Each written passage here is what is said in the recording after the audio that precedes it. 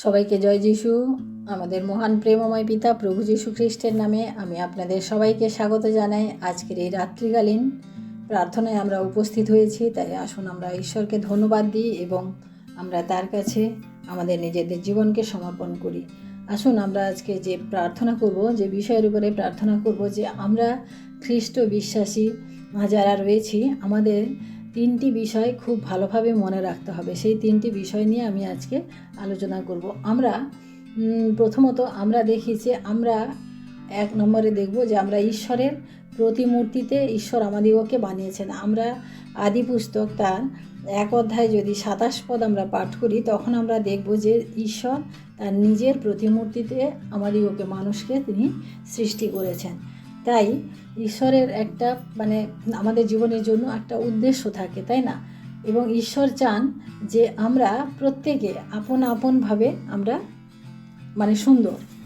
তাই এখানে আমরা দেখি, যখন আমরা অনেক সময় কি হয় যে আমরা নিজেদেরকে, আমাদের কি হয়, অনেক সময় আমাদের মনে হয় যে আমি মনে হয় ওর থেকে দেখতে খারাপ বা দেখতে অসুন্দর, বা আমার থেকে উনি অনেক ভালো। আমরা সামনের লোককে দেখে যখন আমরা কম্পেয়ার করি, ঈশ্বর কিন্তু আমাদের এটা একেবারেই পছন্দ করেন না, যে আমরা যেন কম্পেয়ার না করি। কারণ আমরা ফিলিপিও তার 4 অধ্যায় আমরা যখন 11 পদ পাঠ করি, আমরা তখন দেখতে পাই যে এই কথা আমি অনাটন সম্বন্ধে বলিতেছি না, কেননা আমি যে অবস্থায় থাকি তাহাতে সন্তুষ্ট থাকিতে শিখিয়াছি। এখানে সাধু পৌল তিনি বলেছেন যে আমার যেরকমই অবস্থা হোক না কেন, আমি যেমনই হই না কেন, সেই অবস্থাতে আমি সন্তুষ্ট থাকতে শিখেছি আমাদের ঈশ্বরের কাছ থেকে। এটা শেখা অর্থাৎ আমরা যেরকমই হই না কেন, আমি দেখতে কালো, আমি দেখতে কুৎসিত, আমার ভালো গাড়ি নেই, ভালো বাড়ি নেই, আমার ভালো কিছু নেই, আমি সামনের লোককে দেখে যেন আমি নিজেকে কম্পেয়ার না করি। ঈশ্বর তাতে দুঃখ পান, ঈশ্বর তাকে কষ্ট পান, কারণ তিনি তার নিজের প্রতিমূর্তিতে যখন বানিয়েছেন, তিনি সব কিছু বলেছিলেন কি, যে সব কিছু সুন্দর। তাই আমাকেও তিনি সুন্দর করে বানিয়েছেন, কারণ তিনি যখন বানিয়েছেন তখন তিনি প্রত্যেককে আলাদা আলাদাভাবে বানিয়েছেন, প্রত্যেকের মধ্যে আলাদাভাবে তিনি কিছু স্থাপন করেছেন। তাই আমি যে অবস্থায় আছি, আমি যেখানেই আছি, আমি যেন তাতেই সন্তুষ্ট থাকি। আমাকে ঈশ্বর যেভাবে রেখেছেন, আমরা যেন সেভাবেই সন্তুষ্ট থাকতে শিখি।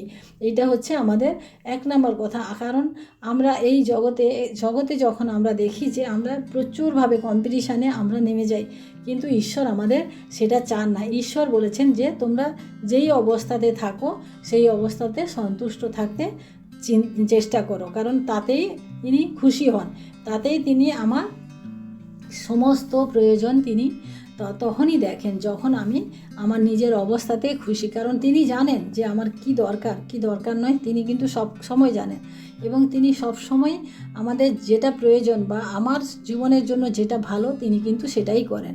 তাই প্রিয় ভাই বোনেরা, আমাদের প্রথমত আমাদেরকে অন্য কারুর সাথে নিজেদেরকে আমাদের তুলনা করা চলবে না। তুলনা করা ঈশ্বর পছন্দ করেন না। দ্বিতীয়ত দেখি, আমাদের জীবনের জন্য ঈশ্বর একটা পরিকল্পনা করে রেখেছেন। ঈশ্বর পরিকল্পনা করেন না, কারণ আমরা এখানে জির্মীয় ভাববাদীর পুস্তক তার 1 অধ্যায় আমরা যখন 5 পদ পাঠ করি, তখন আমরা এটা দেখি যে উদরের মধ্যে তোমাকে গঠন করিবার পূর্বে আমি তোমাকে জ্ঞাত ছিলাম, তুমি গর্ভ হইতে বাহির হইয়া আসিবার পূর্বে তোমাকে পবিত্র করিয়াছিলাম, আমি তোমাকে জাতিগণের কাছে ভাববাদী করিয়া নিযুক্ত করিয়াছি। অর্থাৎ জির্মীয় ভাববাদীকে তিনি কথা বলছেন যে তুমি যখন মাতৃগর্ভে ছিলে, তার আগের থেকেই তোমার গঠনটা, যখন সে থেকে তুমি যখন গঠিত হলে, সেখান থেকেই আমি তোমাকে চিনি, এবং সেখান থেকেই আমি তোমাকে বাইরে বের করেছি, তাই তোমাকে জাতিগণের কাছে তুমি পাঠাচ্ছি। ঈশ্বর আমাদিগকে তৈরি যখন করলেন, তিনি একটা আমাদের প্রত্যেকের জীবনের জন্য একটা পরিকল্পনা করে রাখেন না। তিনি আমার জীবনের জন্য যে পরিকল্পনা করে রেখেছেন, সেটা আমাকে জানতে হবে যে তিনি কী চান। আমরা যখন বাস করি মণ্ডলীতে, আমরা যখন যাই বা থাকি, আমরা যখন কোনো সঙ্গ দিতে থাকি, তখন আমাকে জানতে হবে যে যে আমার করণীয় কী, বা ঈশ্বর আমার জীবন দ্বারা কী চান।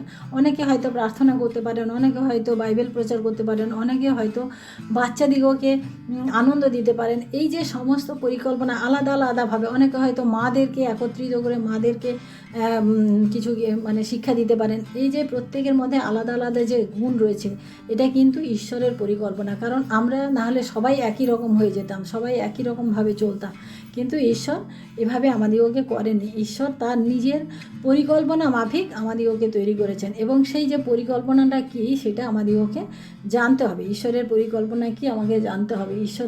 আমরা এফিসীয় তার 1:4 যখন পাঠ করব, আমরা দেখি, কারণ তিনি জগৎ পত্তনের পূর্বে খ্রিস্টে আমাদিগকে মনোনীত করিয়াছিলেন, যেন আমরা তাহার সাক্ষাতে প্রেমে পবিত্র ও নিষ্কলঙ্ক হই। এখানে কি বলছে যে প্রেমে পবিত্র এবং নিষ্কলঙ্ক।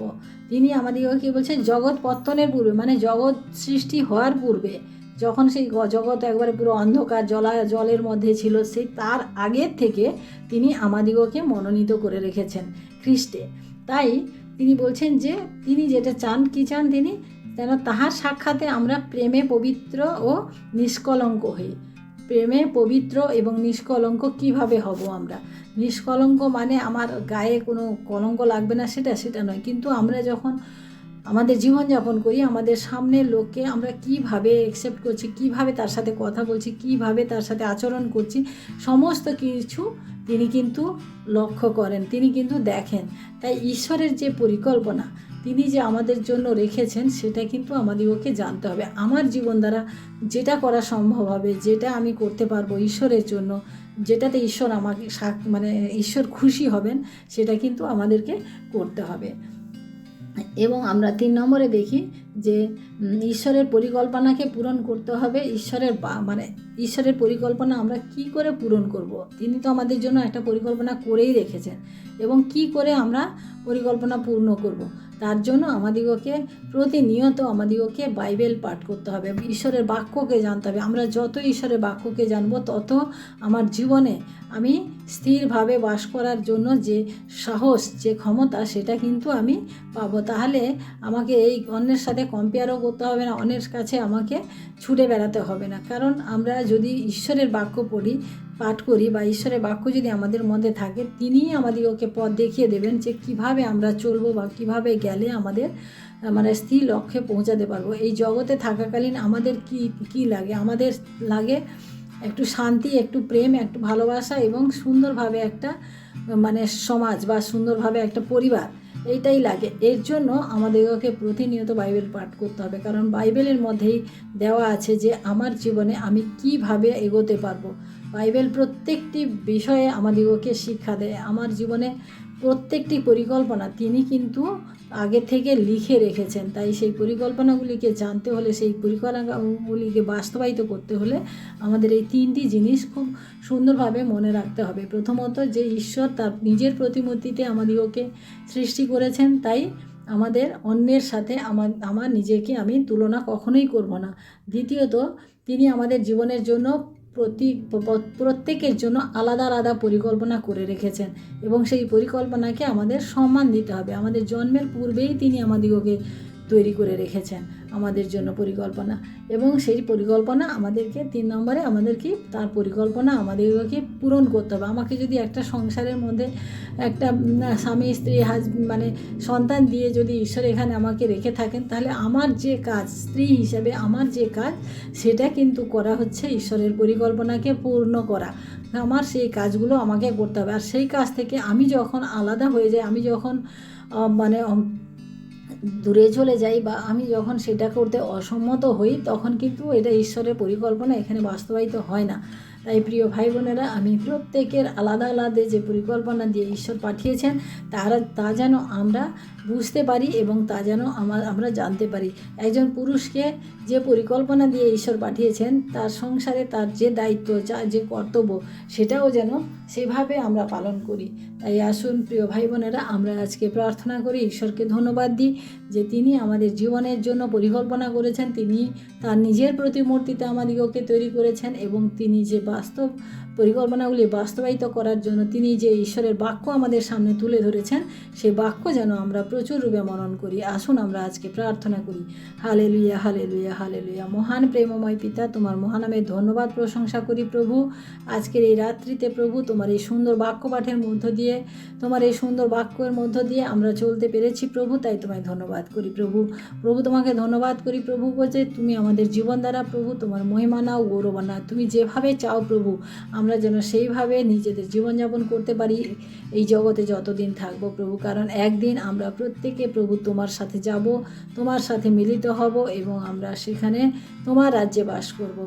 এখন আমরা পরদেশী পরবাসী হিসেবে প্রভু যে জগতে রয়েছি প্রভু, এই জগতে থাকাকালীন প্রভু তুমি যা যা আমাদিগকে যেভাবে বলেছ আমরা সেভাবে যেন করতে পারি প্রভু, তুমি সাহায্য করো। প্রতিদিনের বাইবেল পাঠ, প্রতিদিনের প্রার্থনা, এই সমস্ত কিছু যেন আমরা বাড়িয়ে চলতে পারি। এই সমস্ত কিছুর দ্বারা যেন প্রভু তোমার পরিকল্পনাকে আমরা বাস্তবায়িত করতে পারি।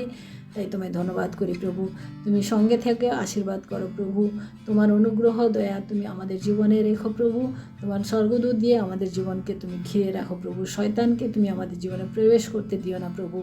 এই রাত্রির ভার তোমার হস্তে রাখি, আগামী দিন তুমি আমাদিগকে দাও। সমস্ত মহিমা গৌরব প্রশংসা তোমাকে দিয়ে এই বিনতি প্রার্থনা চাই আমাদের মহান প্রেমময় পিতা প্রভু যীশু খ্রিস্ট তোমারই নামে, আমেন। সবাইকে জয় যীশু। সবাই ভালো থাকবেন, সুস্থ থাকবেন। আজকের রাত্রি সবার শুভ হোক। জয় যীশু।